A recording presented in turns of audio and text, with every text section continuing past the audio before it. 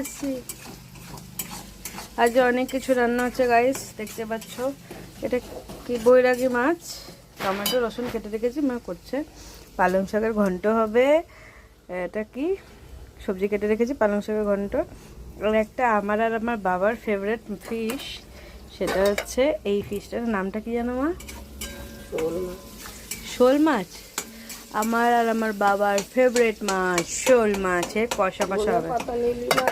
না ধনে পাতা দেবো না, এর মধ্যে একটু আলু দেবো কেটে মা। দিয়ে আমি আর আমার বাবা সুন্দর সুন্দর কষা কষা করে মা করতো, সেটা খেতাম আমি আর আমার বাবা, মানে সেই খেতাম। শোল মাছটা তো ছোটো এনেছি, বাড়ি পরে এসেছিলো, এর থেকে বড়টা লাস্ট বাবার সাথে খেয়েছিল, হেবি সুন্দর খেতে হয়েছিল, মা সেই রান্নাও করেছিল। তো এই হচ্ছে আজকের মেনু। আর আজকে আমি বাড়ি চলে এসেছি, আমার মাদারি